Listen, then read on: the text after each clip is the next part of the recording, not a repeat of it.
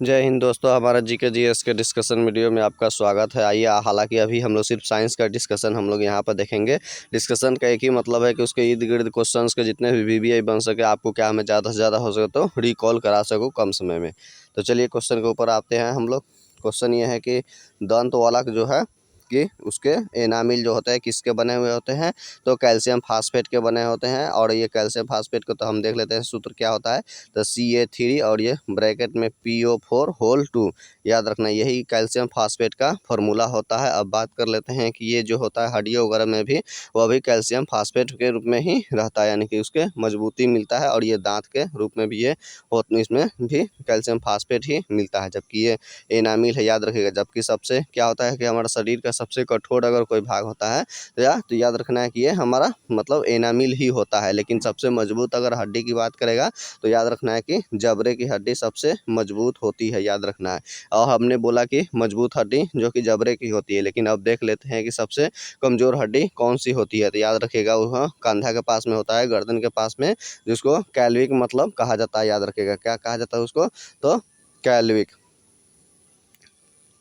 तो कैल्विक बोन, इसको beauty bone के भी नाम से जाना जाता है। तो ये रखना है सबसे कमज़ोर हड्डी होता है। इस तरह से कंधा पर किसी को हाथ से भी कस के मार दीजिएगा तो ये हड्डी आसानी से टूट जाता है। तो ये कैल्विक हड्डी हो गया। उसी तरह से सबसे चौड़ी अगर हड्डी के पूछा जाएगा तो सबसे चौड़ी हड्डी कौन सा है, तो याद रखेगा उसको पैल्विक कहा जाता है। कमर के पास, यानी जब आप कुर्सी पर बैठते हैं तो वो जो मतलब वो चौड़ा हड्डी है वही आपका कौन सा है, तो पैल्विक हड्डी जो है आपका सबसे चौड़ा हड्डी देखने को मिलता है। उसी तरह से अगर हम लोग बात करेंगे सबसे छोटी हड्डी के रूप में कौन होता है, तो स्टेपिज होता है। कौन सा होता है, तो स्टेपिज हड्डी होता है, जो कि कान की होती है सबसे छोटी हड्डी होती है। कान की हड्डी में सबसे छोटी होती है। इसको SMIS मिस के रूप में याद रख सकते हैं कि इस मिस मतलब M मतलब हो गया मैलिकस, I से हो गया मतलब इनकस, और ये हो गया S से स्टेपिज हो गया। तो इस तरह से ये कान में, एक कान में 3 गो, तो दूसरा कान में कितना हो गया, 3 और 3 6 गो हो जाता है। तो ये स्टेपिज याद रखना है। अगर कुल पूछ देगा तो आपको स्टेपिज मारना होगा कि 2 हड्डी, यानी कि दोनों कानों को मिला करके। उसी तरह से अगर पूछा जाएगा सबसे लंबी हड्डी कौन सा होता है, तो याद रखना कौन सा हड्डी है, फीमर हड्डी है, जो कि मतलब कमर मतलब ये पैर की हड्डी होती है सबसे लंबी हड्डी के रूप में। तो हमने आपको बता दिया कि लंबा, चौड़ा, छोटा और मजबूत और कमजोर के बारे में सारी हड्डियों को। अब दांतों के रूप में हम लोग देख लेते हैं कि दांत में हमारा कौन सा होता है मतलब फार्मूला।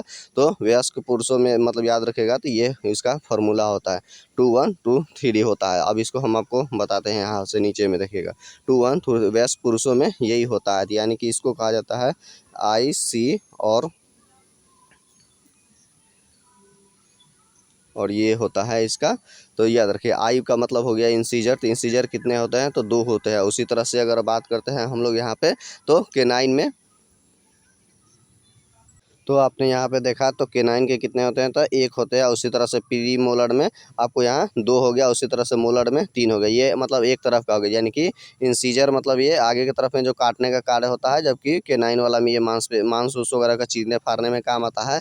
और जबकि ये प्री मोलर में मतलब उसका रदनक के रूप में आता है। और ये 3 मतलब सबसे पीछे की तरफ में होता है, यानी कि मोलर ये 3 होता है। तो मोलर में याद रखिएगा 1 2 3, यानी कि पीछे की तरफ में होता है। तो 1 और 2 तो ये तो हो जाता है, जबकि उम्र सबसे अंतिम में अगर ये 3 नंबर याद रखेगा, कौन सा 3 नंबर जो मोलर का होता है वह जमता है, जिसको बुद्धि का दांत कहा जाता है। यानी कि उम्र के सबसे वयस्क व्यक्ति में लगभग आपका 25-30 के आसपास में ये उम्र में आपको देखने को मिलेगा। तो इसलिए इसको बुद्धि का दांत भी कहा जाता है। मोलर का 3rd वाला नंबर हो जाता है। अब यहाँ पे कुछ देख लेते हैं हम लोग इसको,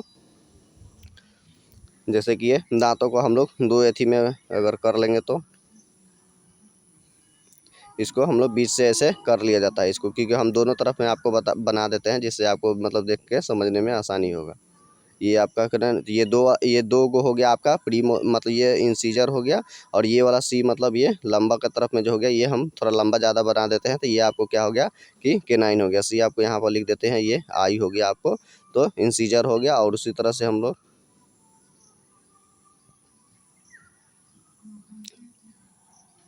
तो ये आपका हो गया प्री मोलर हो गया, आपका 2 हो गया। तो ये आपका प्री मोलर हो गया। और ये 3 आपको क्या हो गया कि मोलर हो गया, यानी कि ये 1 2 और ये लास्ट वाला 3, ये होगा आपका प्री मोलर। उसको मतलब उसको मोलर का सबसे पीछे वाला 3rd नंबर हो गया। उसी तरह से अगर दाहिने की तरफ में चलेंगे आपको, तो ये देखिए तो ये आपका दो गो जो मतलब ये बन गया वो प्री मोलर हो गया, और ये इसके जस्ट 3 जो हम बनाएंगे 1 और ये 2 और ये हो गया आपका 3, 1 2 3। तो यानी कि ये मोलर के ये हमने आपको बता रहा था कि सबसे पीछे होता है ये 3 नंबर वाला, जिसको बुद्धि का हम लोग दांत कहते हैं। तो इस तरह से आपको हम ये टोटल लगभग में है आपको, तो इस तरह से देख लीजिए। आपको ये नीचे की तरफ का ये जबड़ा मान लीजिए या ऊपर की तरफ का होता है, तो ठीक है। तो नीचे के अगर का आपको पता चल गया तो ऊपर की तरफ में आपको दिख जाता है। तो ये देखिए आगे से आपको ये आगे से ये 2 भाग में इसको ऐसे बांट दिया जाता है। तो इंसीजर में आपको यहाँ पे देखा कि ये 1 हो गया और ये 2 हो गया। तो इस तरह से इंसीजर में हमने आपको लिखा था कि 2 मतलब यहाँ पे उसकी तरफ से ये केनाइन, सी मतलब चीर फाड़ करने वाला लंबा। हालांकि मांसाहारी जो भी मतलब जानवर वगैरह रहते हैं उसमें यह काफ़ी ज़्यादा लंबा देखने को मिलता है काटने में। और आपने हॉरर मूवी देखा होगा कि हालांकि मनुष्य में भी मतलब जो चुड़ैल होती है उनका यही केनाइन दांत ज़्यादातर दिखाया जाता है। तो ये वाला केनाइन हो गया, तो इसको 1 लिखा जाता है। हमने एक साइड का ये हमने डॉट डॉट इसीलिए दिया है कि एक तरफ का निकल जाता है तो उससे दुगना करेंगे तो दोनों तरफ का निकल जाता है। उसके पश्चात फिर ऊपर वाला का भी काउंट को लेते हैं। तो 2 1, तो ये 2 हो गया आपका इंसीजर। सी का मतलब केनाइन मतलब 1 हो गया। उसी तरह से प्री मोलर में हमने आपको देखा 1 और 1 यानी कि कितना हो गया, तो 2 हो गया। उसी तरह से मोलर आपको 3 हो गया। तो ये आपको फॉर्मूला मिल गया, यानी कि 2 1 2 3। उसको जस्ट नीचे की तरफ में भी फिर लिख लेंगे उतना ही 2 1 2 3। फिर उसको नीचे भाग में भी लिख लेंगे 2 1 2 3, इसको 2 से गुना कर लेंगे। तो इससे क्या हो जाता है कि मतलब एक तरह नीचे वाला भाग का निकल जाता है। अब आपने देखा होगा। और दूध का दांत याद रखे कितने होते हैं, तो 20 होते हैं। दूध के दांत कितने होते हैं, 20, यानी कि ये होते हैं 22। और उसके अलावा टोटल कितने मतलब हो जाते हैं, तो 32 हो जाता है। अब इसमें से हम लोग काउंट कर लेते हैं। अभी आपको 32 मतलब इसमें से पुराना है, तो आप यहाँ पे काउंट कर लीजिए। देखिए यहाँ पे क्या हो गया आपको, तो 2 हो गया, 2 1 3 3 2 5 5 3 8 8 और 8 इधर का कितना हो गया, 16 हो गया। 16 जब नीचे का हो गया तो 16 ऊपर का हो गया, तो 16 16 कितना हो गया आपके 32 हो गया। इस तरह से आपको याद रखना होगा। तो आई मतलब इंसीजर काटने फाटने का, केनाइन मतलब चीरने फाड़ने के लिए, प्री मोलर में ये हो गया। अब देख लेते हैं, ये तो वयस्कों में हमने बोला, लेकिन अब बच्चों में हम लोग देख लेते हैं कि बच्चों में कौन सा मतलब इसमें इसमें कौन सा नहीं पाया जाता है। तो देखिए यहाँ बच्चों में मतलब इसमें ये वाला डॉट डॉट आपको दे देते हैं। तो देखिए ये इंसीजर तो उसमें बच्चा में पाया ही जाएगा, याद रखना है। इसके अलावा ये जो चीरने फाड़ने वाला जो है कि केनाइन है, आपको ये भी उसमें पाया जाएगा।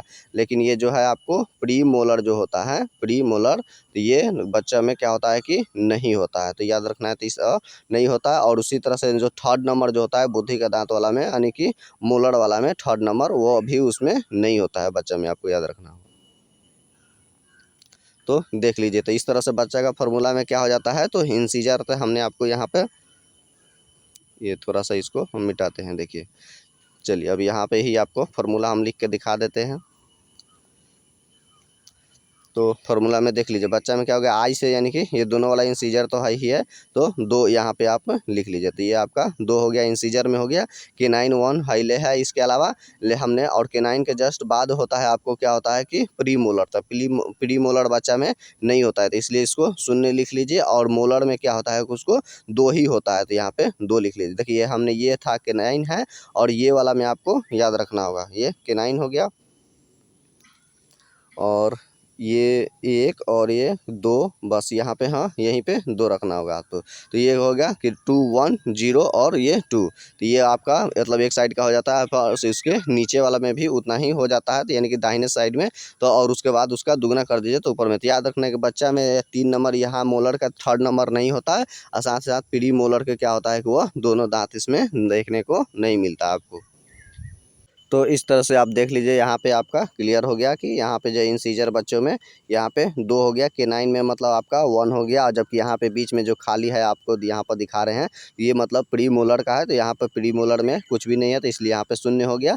और ये मोलर में है तो आपको 2 ही रहता है, क्योंकि 3rd तो वयस्कों में जाकर बनता है, तो 3 हो गया, मतलब इसको 2 हो गया। इस तरह से ये फार्मूला 2 1 0 2 याद रखना है कि ये बच्चों का मतलब दांत का फार्मूला आपको यहाँ पर देखने को मिलता है। अब हमने आपको बताया कि दूध का दांत कितना होते हैं, तो 20 होते हैं, यानी कि वह दोबारा वहाँ पर क्या होते हैं, वह जमते हैं। तो अब यहाँ पर इसी फार्मूला में आपका छिपा हुआ है, आप काउंट कीजिए। यहाँ पे देखिए, यहाँ पे 2 1 0 2।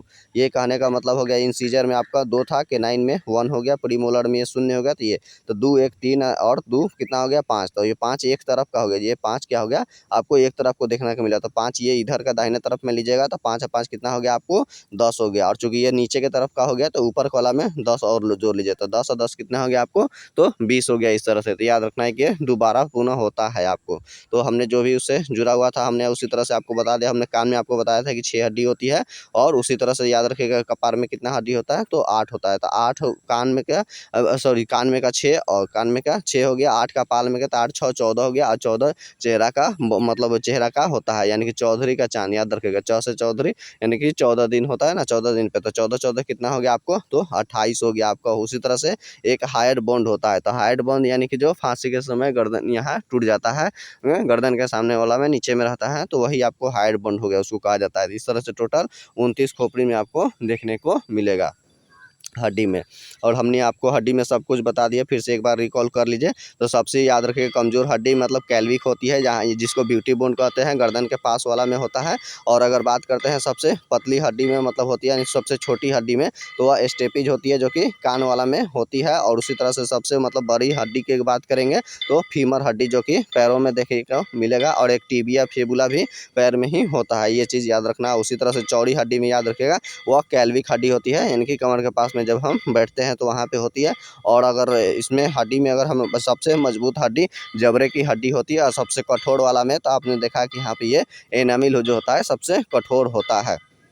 उसी तरह से अगर हड्डियों में अगर हम बात करते हैं तो याद रखिएगा 200 कितना 6 हड्डी होता है। हालांकि मतलब जब शिशु का जन्म होता है तो शिशु अवस्था में कितने हड्डी होते हैं, तो 300 हड्डी होते हैं, यानी कि उसके समय के साथ में उसको धीरे धीरे हड्डी क्या होती है आपस में जुड़ते ही जाती है। इसलिए देखते हैं कि माँ उसको बच्चे को खूब तेल लगाती है, तो वही जब बार बार उसको तेल लगाती है तो वो धीरे धीरे मतलब उसका सड़ते सड़ते वह हड्डी उसमें बन जाता है। ये चीज़ याद रखना होगा आपको, यानी कि हड्डी हड्डी आपस में जुड़ जाता है। और छोटा बच्चा देखिए हाथ पैर वगैरह जैसे भी थोड़ा सा मुड़ना चाहिएगा तो जल्दी मुड़ा जाता है, क्योंकि उस हड्डियाँ काफ़ी वह एक दूसरे से मतलब थोड़ा थोड़ा सटी हुई रहती है, लेकिन वह टूटी अवस्था में रहती है। तो ये आपको इसमें से जुड़ा हुआ आपको याद रखना होगा। उसी तरह से अगर हम हड्डी में देख लेते इस तरह से हाथों में अगर आप बात करिएगा, तो इसका जो ये हाथ होता है तो ये ह्यूमरस हो जाता है, उसके बाद में ये रेडियस होता है, और उसके पातला में एक इधर से रहता है तो रेडियस हो गया, उसके बाद अल्लाह हो गया। और ये हाथ जब यहाँ पे आती है तो कलाई के पास में आता है जहाँ चूड़ी रहता है, तो उसको कार्पल कहते हैं। उसके आगे की तरफ वाला भाग को मेटा कार्पल कहते हैं, और मेटा कार्पल के बाद में उसके बाद क्या होता है कि फ्लेंजिज हो जाता है। फ्लेंजिज मतलब ये उंगली वाला देखने को मिलेगा। इस तरह से याद रखिएगा ये ह्यूमरस हो गया, रेडियस हो गया, तो ह्यूमरस एक हो गया, उसी तरह से रेडियस मतलब मतलब ह्यूमरस एक हो गया, उसके बाद में रेडियस एक और हो गया, एक और अल्लाह हो गया। उसी तरह से कार्पल में कितना हो गया, तो आपको 8 हो गया। और मेटा कार्पल में कितना हो गया, 5 हो गया। उसी तरह से फ्लैंजिज में कितना हो गया, तो 14 हो गए। तो आप जोड़ लीजिए 1 2 3 और 8 3 11 और 5 कितना हो गया 16, और ये कितना हो गया 14। तो टोटल मिलाकर कितना हो गया, तो 30 हो गया। उसी तरह से एक हाथ में 30 हो गया तो दूसरा हाथ में भी 30 होता है, तो 30 30 कितना हो गया 60 हो गया। उसी तरह से पैर में भी होता है, याद रखना होगा। तो पैर में भी ह्यूमरस होता है, उसके बाद में नीचा याद रखिएगा ये पैर वाला में देख लीजिए यहाँ पे, तो ये फीमर हो गया, और ये फीमर हो गया। और फीमर के बाद में यहाँ पर आता है तो आपने घुटना जिसको कहते हैं, जिसको पटेला कहा जाता है, तो ये मतलब फीमर। उसके बाद में पटेला हो गया। पटेला के नीचे में अगर बात करेंगे तो मतलब फेबुला, और फेबुला के पीछे वाला में होता है तो ये टीबिया हो गया। टीबिया के बाद में ये टार्सल हो गया, यानी कि मतलब जहाँ छागल वगैरह देखते हैं लेडीज़ का भी रहता है या फिर पुरुषों का मतलब कहते हैं, तो वह आपको टार्सल हो गया। और टार्सल के बाद में फिर मेटा टार्सल होता है, और मेटा टार्सल के बाद वह फ्लैंजिज हो जाता है, तो इसमें भी 30 हो गया। तो इसमें क्या होता है कि टार्सल में एक क्या हो जाता है, घट जाता है। हमने कलाई देखा था, जैसे हाथ में नहीं होता है कि मेरे हाथों में 9 चूड़ियाँ है, तो 9 चूड़ियाँ नहीं बल्कि 8 चूड़ी ऐसे याद रखिएगा। तो यहाँ पे पैर में क्या हो जाता है, यहाँ भी वो टार्सल के पास में 8 होना चाहिए, यहाँ पे जॉइंट है, तो जबकि यहाँ पे कितना होता है 7 होता है। तो एक कहाँ चला गया, तो ये देखिए यहाँ पे पैर का घुटना के पास में आ गया, ठीक है। तो ये घुटना वाला ही आपको मतलब ये आपको पटेला। ऐसे में भी आप याद रखिएगा कि इस तरह से घुटना पे बैठ के अगर आप किसी को थोड़ा प्रपोज करते हैं तो पटने की ज़्यादा संभावना होती है। तो ऐसे में भी उसको प से पटेला आप पटने से याद रख सकते हैं, ठीक है। तो ये इससे जुड़ा हुआ है। तो यहाँ पे काउंट कर लीजिए, यहाँ पे भी तो ये देखिए फीमर हो गया, एक हो गया। उसके बाद में फीमर एक हो गया। उसी तरह से ये आपका टार्सल एक हो गया, और उसके बाद में टिबिया और फेबुला, तो एक और एक कितना हो गया, वह भी 2 ले लीजिए। और टार्सल वाला में ये 7 हो गया, मतलब ये टार्सल। मेटा टार्सल आपका 5 हो गया। फ्लैंजिज मतलब ये उंगलियों में कितना हो गया, तो 14 हो गया। तो इस तरह से आप जोड़ लीजिए, तो 2 2 4 और 7 4 11, और 11 5 कितना हो गया 16, 16 और 14 होकर कितना हो गया, तो 30 हो गया। तो इस तरह से दोनों पैर में भी 30, मतलब एक पैर में 30 और दूसरा पैर में भी 30 30 30 60 हो गया। 60 60 उसका 120 हो गया। तो चलिए इसी तरह से फिर नेक्स्ट क्वेश्चन आएगा, इसके बारे में और भी आपको हम बताएंगे आगे की तरफ में। अभी जितना कोशिश था हमने आपको बताया। चलिए आगे की तरफ में क्वेश्चन है। तो नेक्स्ट क्वेश्चन ये कर रहा है कि पृथ्वी के चारों ओर क्या होता है कि चंद्रमा की गति क्या कहलाती है, वह गुरुत्व बल के कारण ही होता है। ये गुरुत्व बल के कारण ही होता है। और याद रखिएगा जैसे ही चंद्रमा याद रखिएगा वह पृथ्वी के नज़दीक मतलब आ जाती है। तो ये आपका क्या हो गया, ये आपका पृथ्वी हो गया और उसी तरह से ये आपका क्या हो गया, ये चंद्रमा हो गया। तो जैसे ही इसमें मतलब ये इसके चारों तरफ में ये परिक्रमा करती है। तो याद रखना है कि इसका परिक्रमा में थोड़ा सा और इसको छोटा साइड में हम बना लेते हैं ताकि आपको और समझने में आसानी होगा। तो ये आपका क्या हो गया कि पृथ्वी हो गया और ये आपका चंद्रमा हो गया। और एक इसमें नज़दीक में और एक इसको क्या करते हैं कि दूर में चंद्रमा बना लेते हैं। थोड़ा सा देख लीजिए डिस्टेंस में आपको दूरी नज़र आ रहा होगा। ये उसका कक्ष मतलब ये हो गया परिक्रमण का देख लीजिए। तो ये याद रखें, तो ये परिक्रमा किसके कारण ही बना हुआ है, तो वह गुरुत्व बल के कारण ही उसका अथी है।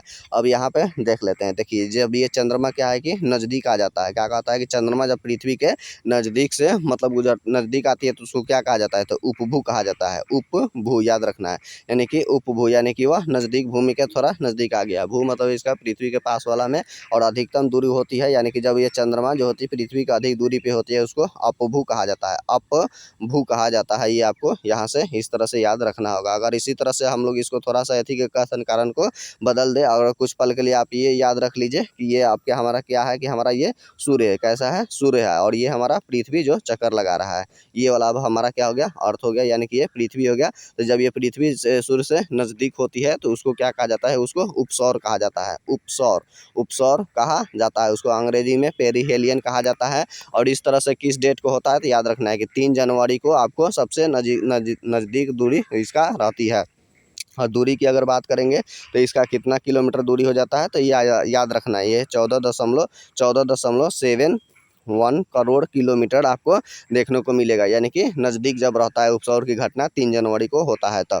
उसी तरह से अधिकतम जो आपने यहाँ पे देखा कि ये दूरी है अधिकतम दूरी, तो याद रखिएगा किस तारीख को होता है, तो 4 जुलाई को होता है। 4 जुलाई को होता है, क्या होता है, अधिकतम दूरी देखने को मिलता है। उसको 4 जुलाई को क्या कहे हैं, तो हम लोग अपसौर कहा जाता है। क्या कहा जाता है कि अपसौर, इसको याद रखेगा, अपसौर कहा जाता है अधिकतम दूरी वाला को। और अधिकतम दूरी आपको कितना हो गया, तो आप देख लीजिए अधिकतम दूरी हो जाता है आपको 15.20 करोड़ किलोमीटर। आपको याद रखेगा यहाँ पे करोड़ किलोमीटर हो गया, ये आपका दूरी हो गया। जबकि अब औसत दूरी कितना होता है, तो औसत दूरी याद रखिएगा 14.96 करोड़ किलोमीटर, यानी कि लगभग मान लिया जाता है कि 15 करोड़ किलोमीटर यहाँ पे डिस्टेंस है, याद रखेगा। जबकि पृथ्वी का एकमात्र उपग्रह है जो कि ये चंद्रमा ही है। जबकि बुध शुक्र पास एक भी नहीं है और मंगल के पास में 2 है, डिमोस और फोबोस।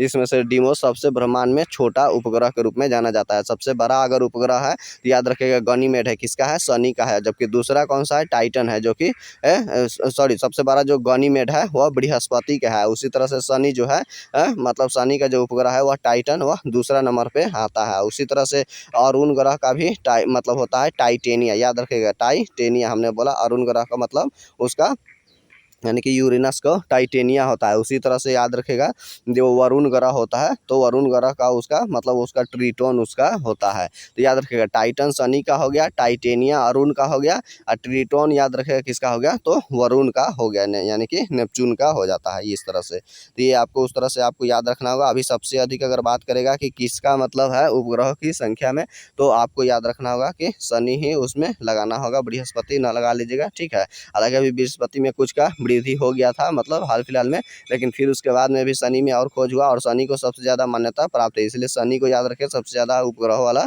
संख्या का सबसे अधिक इसके पास में उपग्रह देखा गया है, ठीक है। तो इस तरह से आगे बढ़िए। हालांकि एक क्षुद्र ग्रह भी होता है। हमने यहाँ से ये नज़दीक और दूर वाला ग्रह के बारे में हमने आपको बता दिया।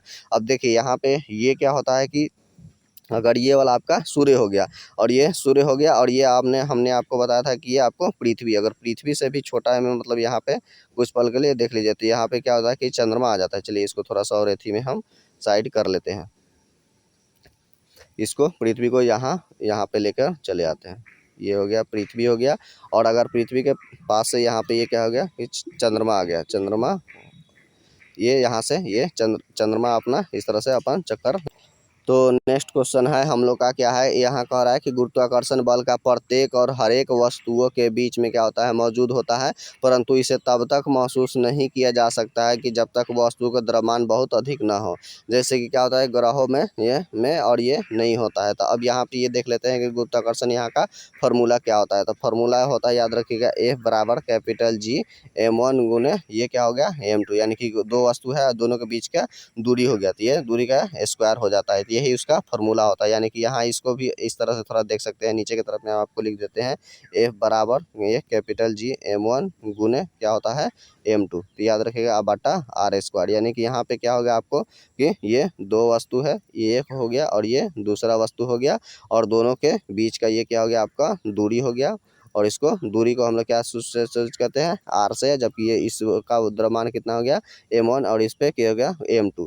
यानी कहने का मतलब है कि आपको जो लगने वाला जो फोर्स है, यानी कि बल जो होता है, वह दोनों वस्तुओं के मतलब द्रव्यमान के गुणनफल के क्या होता है कि समानुपाती होता है, और जबकि जो लगने वाला बल होता है उन दोनों के बीच के दूरी के क्या होता है वर्ग का व्युत्क्रमानुपाती होता है। तो यहाँ पे वर्ग हो गया और व्युत्क्रमानुपाती मतलब उल्टा हो गया। यानी कि कहने का मतलब है कि जब वस्तु नज़दीक होगा, यानी कि एक का बढ़ने से दूसरा का घटना, दूसरा का घटने से मतलब पहले का बढ़ना, उस तरह से आप याद रख सकते हैं कि दो वस्तुओं के बीच का अगर दूरी अधिक है, हमने क्या बोला अधिक है, तो बल क्या होगा कम लगेगा। उसी तरह से दो वस्तुओं के बीच की दूरी अगर कम है तो समझिए कि उस पर लगने वाला बल ज़्यादा ही होगा। आपको ये यहाँ से आपको याद रखना है। उसी तरह से द्रव्यमान बढ़ने से भी बल ज़्यादा लगता है, उसी तरह द्रव्यमान कम लगने पर उसके बल कम लगता है। तो ये आपको याद रखना होगा यहाँ से।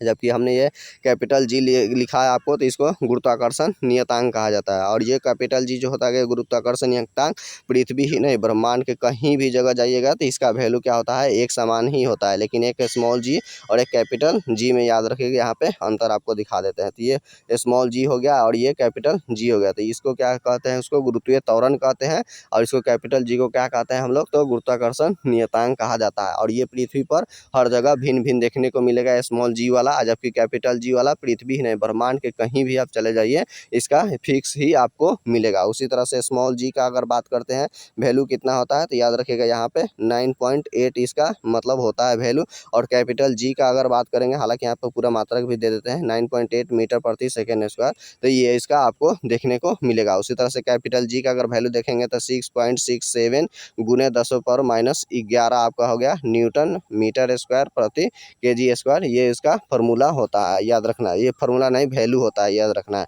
उसी तरह से याद रखिएगा स्मॉल g कैसा है, एक सदिश राशि है। स्मॉल g कैसा है, एक सदिश राशि है, और जबकि कैपिटल G क्या है कि एक अदिश राशियाँ है। तो ये इस तरह से आपको याद रखना होगा। स्मॉल g का मात्रक क्या होता है, तो इसका मीटर प्रति सेकेंड स्क्वायर होता है, और कैपिटल G का मतलब होता है इसका kg मीटर स्क्वायर, मतलब kg sorry newton metre square, यहाँ पे न्यूटन याद रखिएगा, न्यूटन मीटर स्क्वायर प्रति kg स्क्वायर होता है। अब ये आपने यहाँ पर देखा, ये उसका फॉर्मूला कैसे यहाँ पे मतलब आ गया है, याद रखिए। इसमें क्या था कि स्मॉल g वाला में, यानी कि इसका मीटर प्रति सेकेंड यानी कि त्वरण है, तो त्वरण का मतलब उसमें तो याद रखेगा मात्रक क्या होता है, तो इसका मतलब मीटर प्रति सेकेंड है यानी कि। और यहाँ पे स्मॉल कैपिटल G वाला में, तो कैपिटल वाला G में हमने फॉर्मूला क्या लिखा था, F बराबर कैपिटल G m1 गुने क्या हो गया m2, अब बटा क्या हो गया था कि kg स्क्वायर। ये kg मतलब सॉरी बार बार यहाँ kg स्क्वायर लिखा गया, तो जी m1 गुने m2, अब बाटा क्या हो गया था आपको r स्क्वायर, यानी कि ये डिस्टेंस था।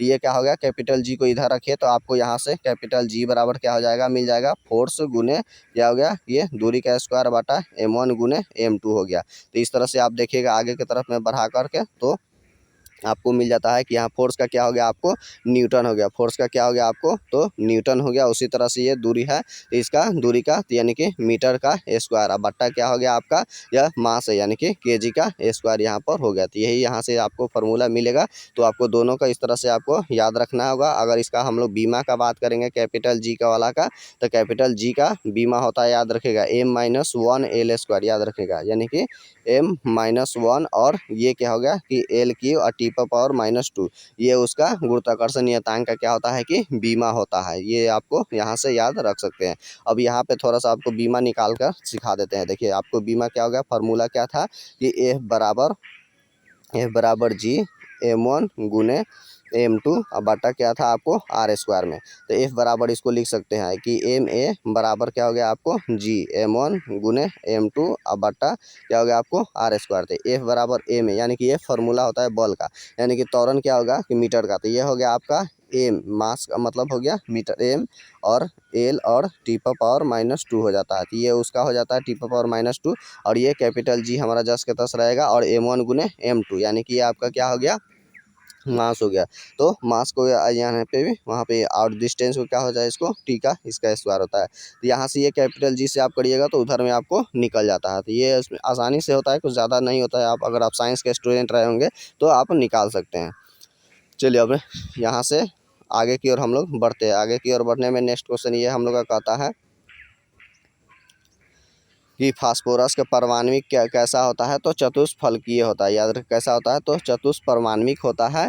और इस तरह से आप याद रख सकें कि जो लाल फास्फोरस होता है उसको दिया सलाई में हम लोग प्रयोग करते हैं। उसी तरह से श्वेत जो फास्फोरस होता है वह स्वतः ही जल उठता है। याद रखिएगा, जब स्वतः ही जल उठता है तो उसको क्या चीज़ में रखा जाता है, तो उसको केरोसिन के तेल में रखा जाता है। जबकि ये फास्फोरस को याद रखिएगा, फास्फोरस क्या करता है, वो ऑक्सीजन के साथ संयोग करके क्या बनाता है, काफ़ी विषैला चीज़ भी बना लेता है। वह फास्जीन में क्या बदल जाता है कि मतलब में बदल जाता है। उसी तरह से अगर याद रखिए हमने फास्फोरस को देखा कि हमने कैल्शियम वगैरह में, हालांकि पेड़ पौधों के लिए भी मतलब पौधों के लिए भी फास्फोरस की आवश्यकता होती है। और याद उर्वरक वगैरह में भी फास्फोरस डाल करके उसमें डाला जाता है। कैल्शियम वगैरह उसमें देखा हम लोगों ने कि कैल्शियम क्या होता है वहाँ पर, और फास्फोरस किस रूप में रहता है, तो फास्फेट के रूप में रहता है। याद रखना किस रूप में रहता है, तो फास्फेट के रूप में आपको देखने को मिलेगा। जबकि काला फास्फोरस याद रखिएगा सबसे कम क्रियाशील होता है। तो इसलिए वह क्या होता है, वह रासायनिक अभिक्रिया वगैरह उतना नहीं करता है। तो ये आपको याद रखना होगा। उसी तरह से श्वेत फास्फोरस की अगर बात करेगा तो श्वेत फास्फोरस को P4 कहा जाता है, जबकि लाल फास्फोरस को P2 के नाम से जाना जाता है। चलिए नेक्स्ट क्वेश्चन देखते हैं। तो नेक्स्ट क्वेश्चन ये कह रहा है कि निकेल और क्रोमियम को मिलाने पर क्या बनता है, तो स्टेनलेस स्टील बनता है। स्टेनलेस स्टील मतलब हो गया आपका कि मतलब ये हो गया कि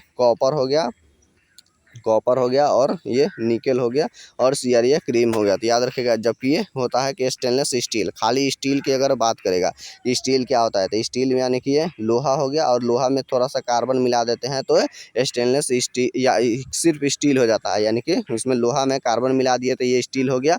उसी तरह से लोहा और कार्बन हो गया, और प्लस निकेल और क्रोमियम इस तरह से मिला देते हैं स्टेनलेस स्टील होता है। जल्दी जंग वगैरह नहीं लगता है और काफ़ी क्या हो जाता है कि मजबूत हो जाता है। तो ये आपको उस तरह से आपको याद रखना होगा। उसी तरह से अगर हम लोग बात करते हैं निकेल का अयस्क में, तो निकेल का अयस्क याद रखेगा मिलेडाइट होता है। और उसी तरह से अगर क्रोमियम का ऑक्साइड की बात है, यानी कि क्रोमियम के ऑक्साइड जो होते हैं वह उसका अयस्क होता है।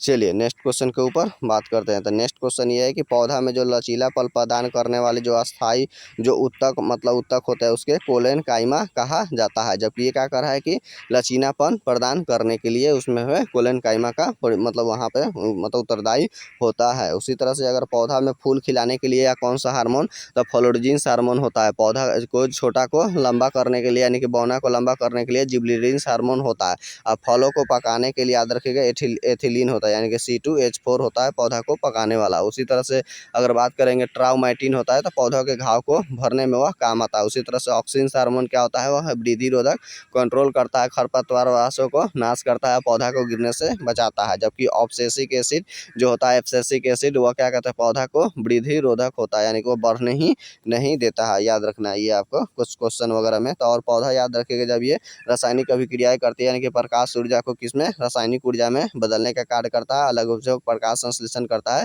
तो 1 से 2% प्रकाश की ऊर्जा को अपना अवशोषित करता है। और प्रकाश संश्लेषण में याद रखेगा ऑक्सीजन की आवश्यकता नहीं पड़ती है, याद रखना है। या हमने मोटा मोटी हमने आपको बता दिया, हालांकि जब आएगा फिर आगे मेथी में तो हम आपको प्रकाश संश्लेषण वगैरह पहले भी बहुत बार बता चुके हैं, और आगे आएगा तो बताएंगे। फिलहाल अभी और भी क्वेश्चन ज़्यादा है, तो चलिए समय को देखते हुए आगे बढ़ते हैं। तो गतिज ऊर्जा के लिए गति के साथ मतलब गति के साथ क्या होता है, यह बढ़ते ही जाती है, याद रखना है। और गतिज ऊर्जा का फॉर्मूला में अगर बात करते हैं तो काइनेटिक एनर्जी में तो इसका फॉर्मूला होता है 1/2 mv²।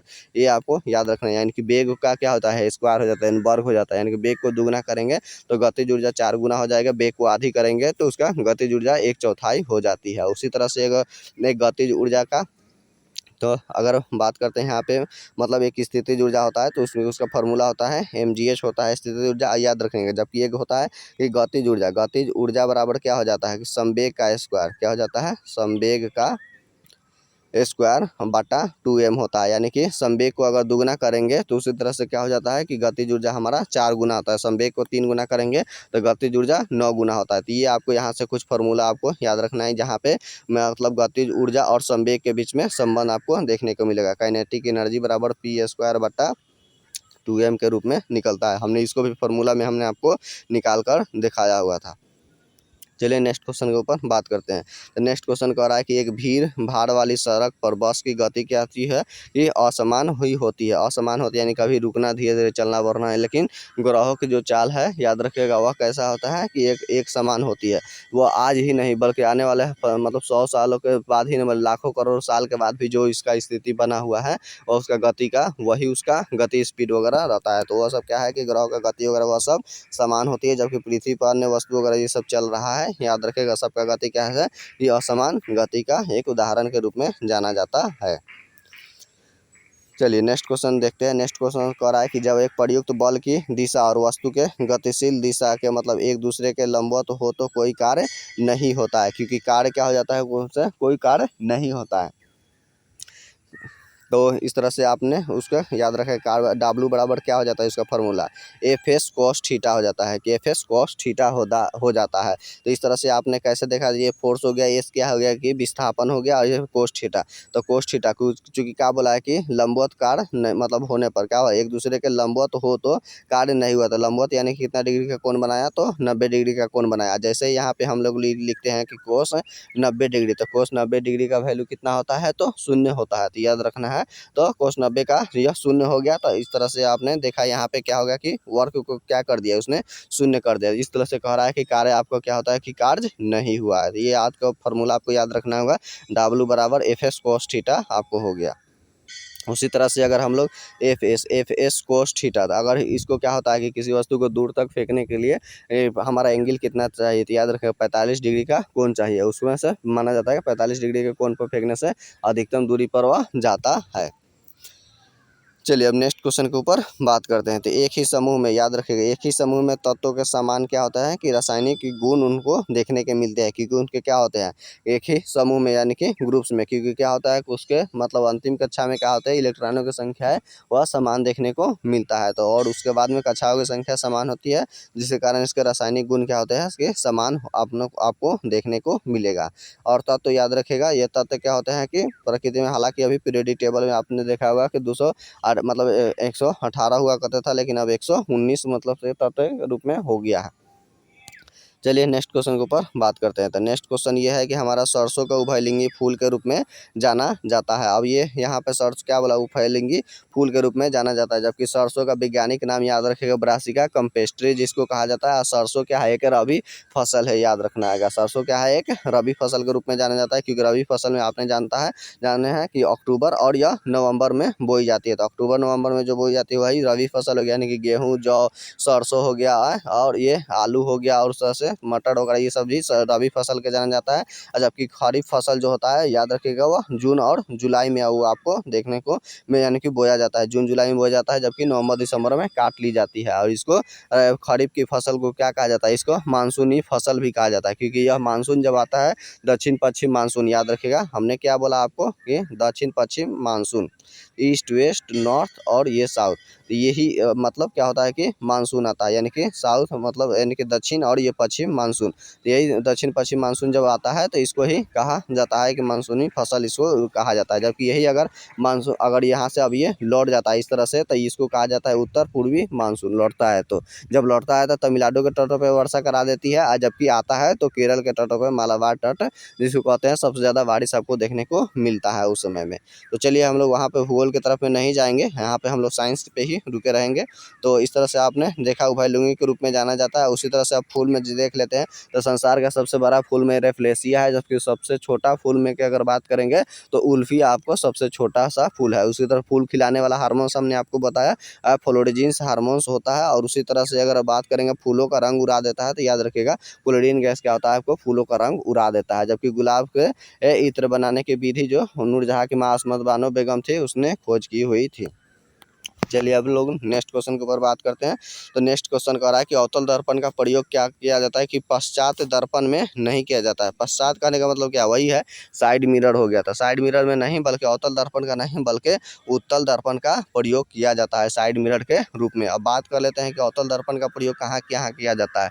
तो अवतल दर्पण का प्रयोग क्या किया जाता है, गाड़ियों के हेडलाइट में होता है सर्च, और टॉर्च जो होता है सर्च लाइट वह उसमें प्रयोग होता है। उसका रोगियों को कान नाक आँख कान ये सब उपकरण देखने वाला में उसमें होता है। दाढ़ी बनाने वाला दर्पण में भी अवतल दर्पण का ही प्रयोग होता है।